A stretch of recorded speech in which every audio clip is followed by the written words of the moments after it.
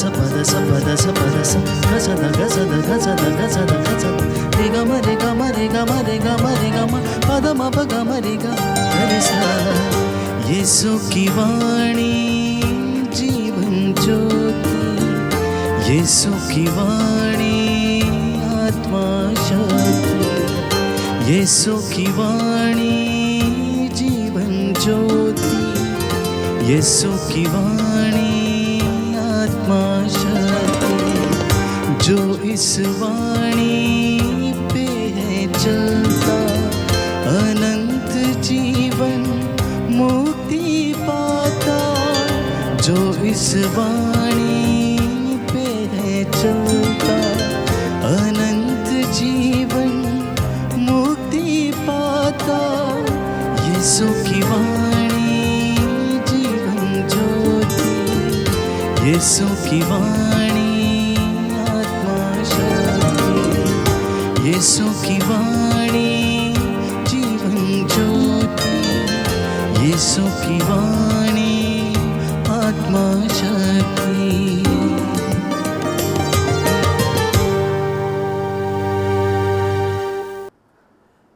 प्रियजनों, प्रभु यीशु के मीठे और प्यारे नाम पर मैं आपकी सलामती की दुआ मांगता हूँ। आज मैं आपके साथ एक ऐसे मुख्य मुद्दे पर बातचीत करना चाहता हूँ, मनन चिंतन करना चाहता हूँ, जिसकी वजह से हमारे जीवन में बहुत सारी परेशानियाँ हैं और कोई भी व्यक्ति इस विषय पर मनन चिंतन नहीं करना चाहता है। आप सोच रहे होंगे कि आखिर ये कौन सा विषय है जिस पर मैं आपसे बातचीत करना चाहता हूं, और वो विषय ये है पाप। प्यारे भाइयों और बहनों, पाप इंसान के जीवन में एक घुन के समान है। जब लकड़ी में घुन लग जाता है तो वो लकड़ी को अंदर ही अंदर खोखला कर देता है और एक समय ऐसा आता है कि वो लकड़ी किसी काम की नहीं रह जाती। इसी तरह से मनुष्य के जीवन में भी यदि पाप या बुराई घर कर लेती है और पनपने लगती है तो उसका जीवन भी नष्ट होने लगता है। एक दूसरा सवाल हमारे सामने ये आता है कि आखिर ये पाप क्या है, ये पाप कहाँ से आया और इसके परिणाम क्या हैं और इससे कैसे बचा जा सकता है। इन तमाम सवालों के जवाब बाइबल हमारे सामने रखती है। मैं कोशिश करूंगा परमेश्वर की दया से और पवित्र आत्मा की प्रेरणा से कि आज हम इस विषय पर बड़ी गंभीरता से मनन चिंतन करें और अपने जीवन में इसे आत्मसात करें और इस बुराई से हम बाहर निकल सकें। बाइबल हमें बताती, योहन का पहला पत्र अध्याय 3 पद संख्या 4 में हम पढ़ते हैं कि जो पाप करता है वह ईश्वर की आज्ञा का उल्लंघन करता है, क्योंकि पाप तो आज्ञा का उल्लंघन है। इतना ही नहीं, संत पौलुस योहन के पहले पत्र अध्याय 5 पद संख्या 17 में लिखता है कि हर अधर्म पाप है, हर अधर्म पाप है, पर हर पाप प्राणघातक नहीं है। इसलिए पाप करना मतलब ईश्वर से दूर चले जाना, ईश्वर की उपस्थिति से दूर चले जाना। आदम और हवा के विषय में हम पढ़ते हैं कि परमेश्वर ने आदम और हवा को अदन के बाग में रखा और उन्हें सारी चीज़ें मुहैया कराईं, अच्छी अच्छी चीज़ें उन्हें प्रदान की और अपनी महिमा में उसने उन्हें स्थान दिया। परंतु आदम ने और हवा ने आज्ञा का उल्लंघन किया और पाप कर डाला और तब से वह परमेश्वर की उस महिमा से वंचित हो गए। तो इसलिए संत पौलुस लिखता है रोमियो के पत्र अध्याय 3 पद संख्या 23 में कि सबने पाप किया है और सब ईश्वर की महिमा से वंचित है। सबने पाप किया है और सब ईश्वर की महिमा से वंचित हैं। बाइबल हमें बताती है, राजाओं का पहला ग्रंथ अध्याय 8 पद संख्या 46 कि ऐसा कोई नहीं है जिसने पाप ना किया हो। ऐसा कोई नहीं दुनिया में जिसने पाप ना किया हो। प्यारे भाइयों और बहनों, आज की इस दुनिया में हम देखते हैं कि लगभग हर एक मनुष्य इस पाप के वश में है। और जब उसके वश में वो आ जाता है तो उसकी नींद उड़ जाती है, वो बेचैन होने लगता है, वो अनेक प्रकार की बुराइयों में फंसने लगता है और इसी तरह से उसका जीवन नष्ट होने लगता है। संत यूहन्ना के पहले पत्र अध्याय 1 पद संख्या 8 में हम पढ़ते हैं कि अगर कोई व्यक्ति ये कहता है कि हम निष्पाप हैं तो वह अपने आप को धोखा देता है और उसमें कोई भी सत्य नहीं है। अगर कोई ये कहता है कि मैंने पाप नहीं किया है तो बाइबल कहती है कि वो इंसान अपने आप को धोखा देता है, क्योंकि ईश्वर के अलावा कोई भी सत्य नहीं है। केवल परमेश्वर ही सत्य है और सत्य उसका नाम है। हम जानते हैं कि हमारे पूर्वज आदम और हेवा आज्ञा का उल्लंघन करने से पहले वो निष्पाप थे। उनका शरीर परमेश्वर के जैसा था, क्योंकि बाइबल कहती है कि परमेश्वर ने आदम और हवा को अपने प्रतिरूप बनाया। जैसा परमेश्वर दिखता है उसने वही रूप आदम और हवा को दिया था। लेकिन हुआ क्या कि आदम और हेवा नादान थे, वो ईश्वर के जैसा बनने की कोशिश करने लगे, क्योंकि शैतान ने उन्हें बहका दिया था। शैतान ने उन्हें इसलिए बहकाया क्योंकि शैतान को यह बर्दाश्त नहीं था कि आदम और हवा किस तरह से उनका स्थान लेकर परमेश्वर की संगति में रह सकते हैं। क्योंकि बाइबल हमें बताती है कि लूसीफर जो फरिश्ता था उसके विषय में लिखा है कि वो तो भोर का तारा था, वो चमकता था, परमेश्वर की आराधना में दिन रात वो अपने आप को लीन किए रहता था। पूरे दूतों और संतों की मंडली के साथ वो स्वर्ग राज्य में ऊंची आवाज में प्रभु की महिमा किया करता था। लेकिन एक दिन ऐसा हुआ कि उसके अंदर घमंड आ गया, वो अपने ऊपर गर्व करने लगा, इसलिए उसने अपने अन्य साथियों को भी बहकाया और परमेश्वर के विरुद्ध स्वर्ग में विद्रोह छिड़ गया। परंतु परमेश्वर ने यह बर्दाश्त नहीं किया और उसे उठाकर स्वर्ग से धरती के ऊपर पटक दिया। तो बाइबल हमें बताती है कि पाप की उत्पत्ति कहां से हुई। सबसे पहला पाप स्वर्ग में किया गया था और यह पाप शैतान की ईर्ष्या के कारण उत्पन्न हुआ था, प्यारे भाइयों और बहनों। और वो बढ़ता बढ़ता बढ़ता बढ़ता लोगों के जीवन पर उसने अधिकार ले लिया, उनको प्रलोभन में डालने का उसने ऐसा लगता है ठेका ले रखा है और सबको अपने वश में कर लेता है। तो बाइबल हमें बताती है, उत्पत्ति ग्रंथ अध्याय 3 पद संख्या 5 से 6 में पढ़ते हैं कि पहले आदम और हेवा ईश्वर के प्रतिरूप थे, पर आज्ञा भंग करने के द्वारा उन्होंने वह स्वरूप खो दिया। उन्होंने उस महिमा को गवा दिया, उन्होंने उस अधिकार को गवा दिया, उन्होंने ईश्वरीय उपस्थिति से अपने आप को अलग कर लिया। इसलिए जब परमेश्वर उन्हें अदन वाटिका में ढूंढने के लिए आया तो उसने पुकारा, आदम आदम तुम कहां हो।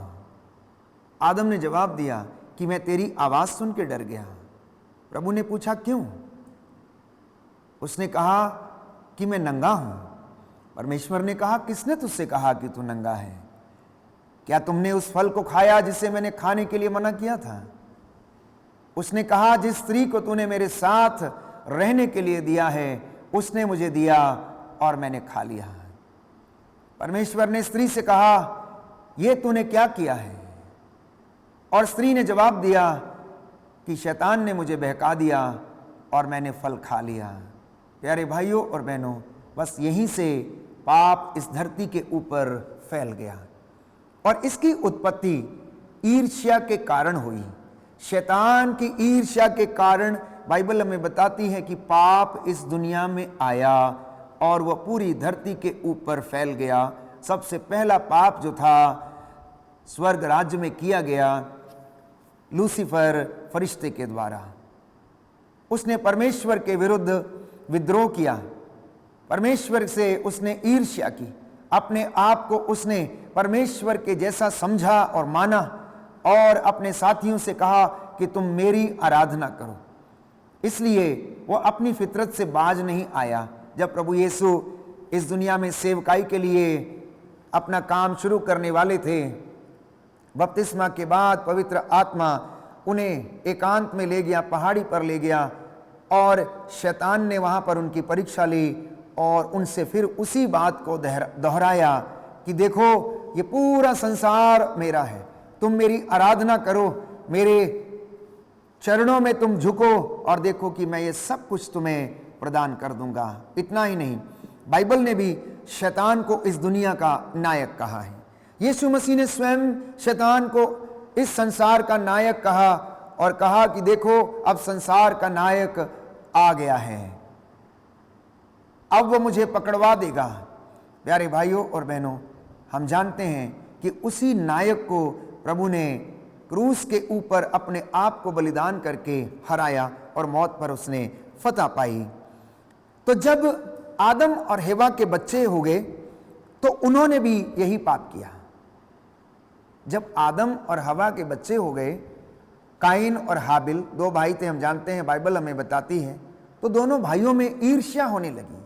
देखिए किस तरह से विपत्ति पीछा करते हुए आई। सबसे पहले शैतान ने स्वर्ग में प्रभु के विरुद्ध ईर्ष्या की और उसके बाद उसने आदम और हेवा से ईर्ष्या की, उन्हें प्रलोभन में डाला, वो विपत्ति में पड़ गए, महिमा से वंचित हो गए, उनके बच्चे हो गए, उनके बच्चे भी आपस में लड़ने लगे। काइन अपने भाई हाबिल से ईर्ष्या करने लगा, घृणा करने लगा और उसने हत्या कर डाली, क्योंकि परमेश्वर ने हाबिल का चढ़ावा स्वीकार किया था लेकिन काइन का चढ़ावा स्वीकार नहीं किया था, क्योंकि काइन का चढ़ावा योग्य नहीं पाया गया। बाइबल हमें बताती है कि काइन ने अपने पूरे धन में से थोड़ा सा अंश प्रभु को समर्पित किया, लेकिन हाबिल ने अपनी पूरी संपत्ति में से, पूरे धन में से सबसे सर्वश्रेष्ठ भाग वो प्रभु को समर्पित किया था। इसलिए हाबिल की भेंट को प्रभु ने स्वीकार किया। लेकिन हुआ क्या? काइन अपने भाई हाबिल से ईर्ष्या करने लगा, क्योंकि वो पाप का बीज जो था वो आदम और हवा के जीवन में बोया जा चुका था। उन्होंने आज्ञा का उल्लंघन किया, इसीलिए वो पाप बच्चों की जिंदगी में भी ट्रांसफर हो गया। और ऐसा होने के बाद काइन ने अपने भाई की हत्या कर दी। प्यारे भाइयों और बहनों, बाइबल हमें बताती है कि जब काइन से पूछा गया कि काइन तेरा भाई कहाँ है, तो उसने कहा, क्या मैं अपने भाई का ठेकेदार हूं? मुझे नहीं पता कहाँ है। बाइबल हमें इतना भी बताती है कि परमेश्वर का वचन ये कहता है कि तेरे भाई का रक्त तुझे पुकार रहा है। क्रिस्त में प्यारे भाइयों और बहनों, आज मनुष्य की दशा ये है कि वो चारों तरफ से इस प्रकार के पापों से घिरा हुआ है। जैसे परमेश्वर ने आदम से पूछा कि आदम तुम कहाँ हो, काइन से पूछा कि काइन तेरा भाई कहाँ है। आज वही सवाल माता पिता से है, आज वही सवाल युवक युवतियों से है, आज वही सवाल बच्चों से है। परमेश्वर पूछता है कि तुम कहाँ हो मेरे बेटे, मेरी बेटी, तुम कहाँ हो? क्या तुम नशे में फंसे हुए हो? क्या तुम ड्रग्स में फंसे हुए हो? क्या तुम व्यभिचार में लिप्त हो? क्या तुम आज्ञाओं का उल्लंघन करने में फंसे हुए हो? क्या तुम घूस लेने में, कमीशन लेने में फंसे हुए हो? क्या तुम शोषण कर रहे हो? क्या तुम अनेक प्रकार की बुराइयों से घिरे हुए हो? तुम कहाँ हो? आओ मेरे पास लौटो और अपना हृदय खोलकर पश्चाताप करो और मैं तुम्हारे पास लौटूंगा। लेकिन इंसान फिर भी समझने में असमर्थ है। तो पाप, मैंने कहा, ईश्वर की आज्ञा का उल्लंघन है। अब पाप की उत्पत्ति कहां से हुई? मैंने कहा कि यह उत्पत्ति शैतान की ईर्ष्या के कारण हुई। लेकिन इसके विषय में बाइबल हमें और भी अच्छी तरह से समझाती है। संत याकूब अध्याय 1 पद संख्या 15 में लिखता है कि शरीर की वासना के गर्भ से पाप उत्पन्न होता है। तो पाप का जन्म कहां से होता है? शरीर की वासना के गर्भ से पाप का जन्म होता है और मृत्यु को जन्म देता है। और पाप का वेतन तो संत पौलुस कहता है कि वह मृत्यु है। इसलिए प्रियजनों, हर एक व्यक्ति को, बच्चे को, बूढ़े को, बुजुर्ग को, नवयुवक और युवती को यह जानने की आवश्यकता है कि पाप हमारी जिंदगी में कहां से आता, कैसे उत्पन्न हो रहा। हमारे पूर्वजों ने पाप किया, वो विपत्ति हमारा पीछा करती है। लेकिन मेरे और आपके जीवन में हम अपने कुकर्मों का और पापों का फल भोगते हैं, क्योंकि हम अपनी ही शरीर की वासनाओं से जब संचालित होते हैं तो वहां से पाप उत्पन्न होता है, जन्म लेता है और मृत्यु को जन्म देता है। और संत पौलुस हमें समझाता है कि पाप की मजदूरी तो मृत्यु है। प्रियजनों, बाइबल हमें बताती है, रोमियो का पत्र अध्याय 5 पद संख्या 12 में हम पढ़ते हैं कि एक मनुष्य के द्वारा पाप संसार में आया और पाप के द्वारा मृत्यु का इस संसार में प्रवेश हुआ और मृत्यु सारे मनुष्यों में फैल गई। तो क्या आप इससे बचना चाहते हैं या नहीं? यह निर्णय आपका है। क्या आप इस पाप भरी जिंदगी में जीना चाहते हैं या फिर परमेश्वर के साथ आप रहना चाहते हैं? यह निर्णय करना आपका और मेरा कर्तव्य है। याकूब के पत्र अध्याय 1 पद संख्या 13 में हम पढ़ते हैं, बाइबल हमें बताती है कि प्रलोभन में पड़ा हुआ कोई भी व्यक्ति यह ना कहे कि ईश्वर प्रलोभन देता है। नहीं प्यारे भाइयों और बहनों, ईश्वर हमें कभी भी प्रलोभन नहीं देता है। ईश्वर तो चाहता है कि मेरा और आपका कल्याण हो। ईश्वर तो चाहता है कि मैं और आप उन्नति करें। ईश्वर चाहता है कि आपके घर फले फूले, आपके बच्चे आपके आंगन की शोभा बढ़ाएं, आप अपने कारोबार में उन्नति करें, आप प्रभु की इबादत में रहें, आप उसकी हुजूरी में बैठें, आप उसकी उपस्थिति से अपने आप को प्रसन्न करें। कभी कभी अनायास ही हम परमेश्वर पर दोष लगा देते हैं कि आखिर ईश्वर ने मुझे इस प्रलोभन में क्यों पड़ने दिया। नहीं प्रियजनों, ईश्वर प्रलोभन नहीं देता है। ईश्वर ना तो बुराई के प्रलोभन में पड़ सकता है और ना ही वो किसी को प्रलोभन देता है। बाइबल इस विषय में स्पष्ट करती है, याकूब का पत्र अध्याय 1 पद संख्या 13। तो ईश्वर ने ना केवल लूसीफर को, जो फरिश्ता था, स्वर्ग से धरती के ऊपर फेंक दिया, बल्कि उसके साथ उन स्वर्गदूतों को भी उन्होंने निकाल दिया जिन्होंने ईश्वर के विरुद्ध विद्रोह किया था। उन्हें भी नहीं बख्शा, उन्हें भी नरक के अंधेरे में, नरक के गर्त में डालकर न्याय के लिए उन्हें रख छोड़ा है। तो जितने भी लोगों को परमेश्वर ने स्वर्ग से निष्कासित किया, उन लोगों को नरक के गर्त में, अंधेरे गर्त में, बाइबल हमें बताती है, पेतरुस का दूसरा पत्र अध्याय 2 पद संख्या 4 में हम पढ़ते हैं कि परमेश्वर ने अंधेरे गर्त में उन्हें डालकर न्याय के दिन के लिए रख छोड़ा है। आप और मैं अपने जीवन में झांक कर देखें कि हमारे जीवन में ऐसी कौन सी कमियां हैं जिनकी वजह से हम परमेश्वर की संगति से दूर रहते हैं, जिनकी वजह से हम उन्नति करने में असमर्थ हैं, जिसकी वजह से हम पाप के बंधन में रह जाते हैं और यूं ही हमारा जीवन गुजरता जाता है। दाऊद के विषय में हम पढ़ते हैं, दाऊद का पाप क्या था? दाऊद का पाप ना केवल व्यभिचार था प्रियजनों, दाऊद का पाप था धोखा देना। उसने अपने सेनापति को धोखा दिया, धोखे से उसको मरवा डाला, धोखे से उसकी हत्या करवा दी, धोखे से उसको भेज दिया और खुद वो उस दिन महल में रहा, जबकि उसे सेना के साथ सबसे आगे जाकर युद्ध लड़ना चाहिए था। तो दाऊद का पाप था धोखा, व्यभिचार और उसके बाद हत्या। जब हम अपने आप को अपनी जिम्मेदारियों से अलग करते हैं तो हम इन तमाम प्रकार की बुराइयों में फंस जाते हैं। उस दिन दाऊद अगर युद्ध लड़ने के लिए गया होता तो वो पाप से बच जाता और उसके जीवन में ये बुराई ना आती। लेकिन उस दिन उसने मदिरा पिया, मदिरा पीने के बाद वो अपने महल की छत पर टहल रहा था और वहां से उसकी नजर अपनी सेनापति की पत्नी के ऊपर पड़ी और वो उसके ऊपर मंत्र मुग्ध हो गया और उसने उसको बुलवा भेजा और उसके साथ रमण किया। रमण करने के बाद पता लगा कि वो गर्भवती हो गई है। और प्यारे भाइयों और बहनों, आगे का किस्सा हम जानते हैं कि किस तरह से दाऊद ने ना केवल उसके पति को मरवा डाला परंतु उसने उसके साथ धोखा भी किया। साउल का पाप क्या था? साउल का पाप था अत्याचार, एवं हत्या। वो परमेश्वर के लोगों को सताता था, मसीहों को सताता था, बंदी बनाता था, उनके ऊपर अत्याचार करता था, उनका शोषण करता था। पेतरुस का पाप क्या था? पेतरुस का पाप ईश्वर के पुत्र ईसा मसीह को इनकार करना उसका सबसे बड़ा पाप था, सबसे बड़ी गलती थी। जबकि पेतरुस यीशु के साथ दिन रात उठता बैठता, खाता पीता था, उनकी सेवकाई का हिस्सा था, वो उनके जीवन में चिन्ह चमत्कारों को देखा करता था, लेकिन फिर भी वह ईमानदार नहीं ठहरा और उसने प्रभु यीशु को इनकार कर दिया और कहा कि मैं तो जानता तक नहीं हूं, यह मनुष्य कहां से आया है, मैंने इसे नहीं देखा, मैं इसके साथ नहीं हूं। उड़ाऊ पुत्र का पाप क्या था? उसका पाप अनादर था, अपने पिता का कहना नहीं मानना, उसकी आज्ञा का पालन नहीं करना।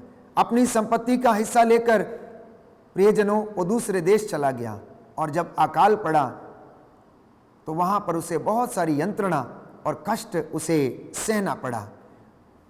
तो बाइबल हमें बताती है कि जो पाप करता है वो ईश्वर की नहीं, शैतान की संतान है। तो जब हम पाप करते हैं तो हम ईश्वर की संतान नहीं बल्कि शैतान की संतान बन जाते हैं। लेकिन जब हम धर्माचरण करते हैं, जब हम परमेश्वर के लिए काम करते हैं, जब हम बंदगी में अपना जीवन व्यतीत करते हैं तो हम ईश्वर की संतान कहने के लायक समझे जाते हैं। तो बाइबल हमें बताती है, यूहन्ना का पहला पत्र अध्याय 3 पद संख्या 5 से 10 में हम पढ़ते हैं कि जो धर्माचरण करता है वह उन्हीं की तरह निर्दोष है जैसे कि प्रभु यीशु निर्दोष है। लेकिन जो पाप करता है वो शैतान की संतान है, क्योंकि शैतान आरंभ से पाप करता आया है, क्योंकि शैतान आरंभ से ही पाप करता आया है। और ईश्वर का पुत्र इसलिए प्रकट हुआ है कि वह शैतान का सर्वनाश करे और उसे समाप्त करे और मुझे और आपको विजय दिलाए। कितनी सुंदर बात है कि प्रभु यीशु का इस दुनिया में आने का जो उद्देश्य था, उनका जो मकसद था, वो ये था कि मैं और आप शांति प्राप्त करें, मैं और आप इस पाप की दास्ता से आजाद हो जाएं, मैं और आप अपने जीवन में उन्नति पाएं, मैं और आप उद्धार पाएं, मैं और आप परमेश्वर की संतान फिर से कहलाने के योग्य ठहरें, मैं और आप परमेश्वर की हजूरी में आने के लायक समझे जाएं। यह काम करने के लिए प्रभु यीशु इस दुनिया में आया और उसने ठीक ही कहा, मैं इसलिए आया हूं कि जो कोई मुझ में विश्वास करे उसका सर्वनाश ना हो बल्कि वह अनंत जीवन प्राप्त करे। इसलिए प्रियजनों, आज मनन चिंतन करने का दिन है। यह समय मनन चिंतन करने का है, अपने जीवन को झांक कर देखने का है कि मेरे जीवन में पाप रूपी घुन कहां पर लगा हुआ है। क्या मेरा मोबाइल मेरे लिए पाप का कारण बन रहा है, जिस पर मैं बहुत सारी चीजें, अश्लील चीजें या ऐसे षड्यंत्र या ऐसी बातों को करता हूं या देखता हूं या मित्रों के साथ साझा करता हूं, जिसके कारण वासना उत्पन्न होती है और वासना के गर्भ से पाप उत्पन्न होता है। क्या मेरी जिंदगी में ऐसा है? ये आज के प्रवचन का मुख्य विषय है और इस पर मैं और आप मनन चिंतन करें। यदि आप चाहते हैं कि आपके जीवन से बुराई का अंत हो, पाप का अंत हो, तो हमें परमेश्वर की हुजूरी में उपस्थित होकर उसकी आज्ञाओं का पालन करना और उस पर विश्वास करना अत्यंत आवश्यक है। तो जो पाप नहीं करता वो ईश्वर की संतान है। तो ईश्वर का जीवन तत्व संत पौलुस कहता है कि उसके अंदर विराजमान है और क्रियाशील है। जो इंसान अपने आप को पाप से बचाकर रखता है, धर्म के रास्ते पर चलता है, उस व्यक्ति के अंदर ईश्वर का तत्व विराजमान है। उसके अंदर परमेश्वर की महिमा, परमेश्वर की कृपा जो है क्रियाशील है, वो एक्टिव है। ग्रेस उसके अंदर एक्टिव रहती है और वो काम करती है। लेकिन बाइबल हमें बताती है, यूहन्ना का पहला पत्र अध्याय 3 पद संख्या 14 और उसका दूसरा भाग, जो प्यार नहीं करता वह मृत्यु में निवास करता है। अपने भाई को, अपनी बहन को, अपने बच्चों को, अपनी पत्नी को या पति को प्यार नहीं करना भी पाप है। और बाइबल कहती है कि जो व्यक्ति अपने भाई से बैर करता है वो हत्यारा है। और आप जानते हैं कि हत्यारे में जीवन नहीं है। जो प्यार नहीं करता, अपने भाई को क्षमा नहीं कर पाता, वो हत्यारा है, बाइबल कहती है, और हत्यारे में जीवन नहीं। इसलिए इस पाप से बचने की कोशिश करना। ये पाप इतना भयानक है, अगर किसी के जीवन में ये लग जाए तो बाइबल इसके विषय में कहती है कि ये शेर के समान है। प्रवक्ता ग्रंथ अध्याय 27 पद संख्या 1 में हम पढ़ते हैं कि शेर हमेशा शिकार की घात में रहता है, तो पाप हमेशा अन्याय करने वाले की खोज में रहता है। जिस तरह शेर अपने शिकार की खोज में रहता है, उसी तरह पाप करने वाले की खोज में रहता है, अन्याय करने वाले की खोज में रहता है। कब उसे वो मिले और कब उसके ऊपर वो हावी हो और उसका मन उसे प्रलोभन में डाले और वह इस पाप के कारण अंधकार में आ जाए। इसलिए इससे बचने की कोशिश करना। बाइबल कहती है प्रवक्ता ग्रंथ अध्याय 21 पद संख्या 1 में, पुत्र क्या तुमने पाप किया है तो फिर ऐसा मत करना और अपने पुराने पापों के लिए क्षमा मांगना। सांप के सामने की तरह पाप से दूर भाग जाओ। यदि पास आओगे तो वह तुमको काटेगा। उसके दांत सिंह के दांतों के जैसे हैं, वे मनुष्यों की आत्माओं का विनाश करते हैं। ध्यान देने योग्य बात है। सुनिए ध्यान से कि बाइबल ये कहती है कि पाप के दांत शेर के दांतों के समान हैं, और ये क्या करता है? आत्मा का विनाश करता है। पाप इंसान की आत्मा का विनाश करता है प्रियजनों। इसलिए हर एक मसीह को, विश्वासी को, हर एक मनुष्य को सावधान रहने की आवश्यकता है कि किस तरह यह पाप आपके जीवन को नष्ट कर सकता है। यदि आप इससे बचने की कोशिश करेंगे तो आपका जीवन, प्यारे भाइयों और बहनों, प्रभु की दृष्टि में निर्दोष रहेगा। ईश्वर आपको कृपा प्रदान करेगा कि आप इस पाप से बचें। कहता है हर एक अपराध दुधारी तलवार के जैसा है, हर एक पाप दुधारी तलवार के जैसा है, और उसके घावों का कोई इलाज नहीं है। शरीर के घाव डॉक्टर सही कर सकता है, लेकिन पाप के जो घाव हैं उनको केवल और केवल यीशु मसीह ठीक कर सकता है। इसलिए ना केवल परिवार, परंतु माता पिता, बच्चे, युवक और युवतियां इस पाप से बचने का पूरा प्रयास करें। इस पाप से बचने का पूरा प्रयास करें। सुक्ति ग्रंथ अध्याय 15 पद संख्या 27 में बाइबल हमें बताती है कि पाप की कमाई करने वाला अपना घर संकट में डाल देता है। पाप की कमाई करने वाला अपना घर संकट में डाल देता है। इसलिए परिवारों से प्रभु एक चीज की अपेक्षा करता है कि आपकी जड़ें पवित्र हों, आपका घर पवित्र हो, आपका दाम्पत्य जीवन निर्दोष हो, आपके जीवन में किसी प्रकार का व्यभिचार ना हो, आपके जीवन में किसी प्रकार की अश्लीलता ना हो, आपके जीवन में एक दूसरे को सहन करने की शक्ति हो, आपके जीवन में एक दूसरे को आदर करने का सामर्थ्य, एक दूसरे को क्षमा करने का सामर्थ्य एक दूसरे के पास होना चाहिए। इसलिए प्यारे भाइयों और बहनों, इस पाप से और इन बुराइयों से अपने आप को और पूरे परिवार को बचाकर रखने की कोशिश कीजिएगा।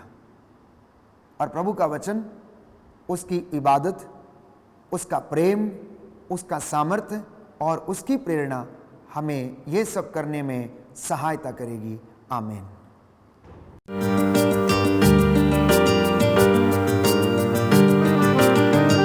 यीशु की वाणी